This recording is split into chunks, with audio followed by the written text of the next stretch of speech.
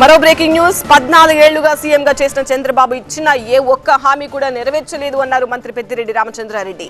రుణమాఫీ పేరుతో రైతులు, డ్వాక్రా మహిళలను మోసం చేశారని విమర్శించారు. ప్రభుత్వ పాఠశాలల్లో ఇంగ్లీష్ మీడియం ఎందుకు అని వెంకయ్యనాయుడు, చంద్రబాబు అంటున్నారని, వాళ్ల పిల్లలు ఏ మీడియంలో చదువుకున్నారో చెప్పాలంటున్నారు మంత్రి పెద్దిరెడ్డి. సత్యసాయి జిల్లా హిందూపురంలో పర్యటించిన మంత్రి పెద్దిరెడ్డి రామచంద్రారెడ్డి ఈ వ్యాఖ్యలు చేశారు.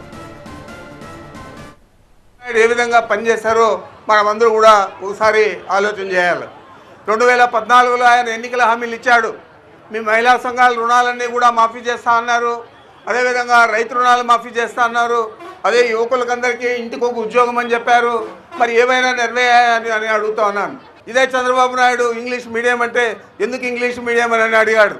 మరి నీ కొడుకు ఈ మీడియంలో చదివాడు అని అడుగుతా ఉన్నాను. వెంకయ్యనాయుడు కూతురు కానీ కొడుకు కానీ ఏ మీడియం చదివారని అడుగుతా ఉన్నాను.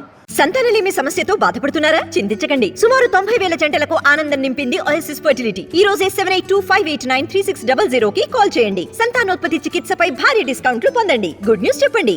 వెంకయ్యనాయుడు మన భారతదేశానికే ఉపరాష్ట్రపతిగా ఉన్నాడు.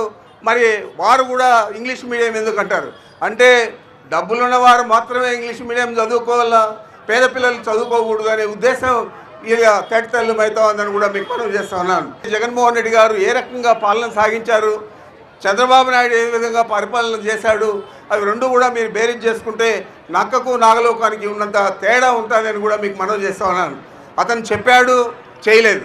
2014లో ఎన్ని హామీలు ఇచ్చాడో అవి ఏదైనా నెరవేర్చాడా అని అడుగుతా ఉన్నాను. అదే జగన్మోహన్ రెడ్డి గారు 2019 ఎన్నికల ముందు ఏవైతే చెప్పాడో అవన్నీ నెరవేర్చాడా లేదా అని కూడా మీరు ఆలోచన చేయాలని కూడా మీకు మనవి చేస్తా ఉన్నాను.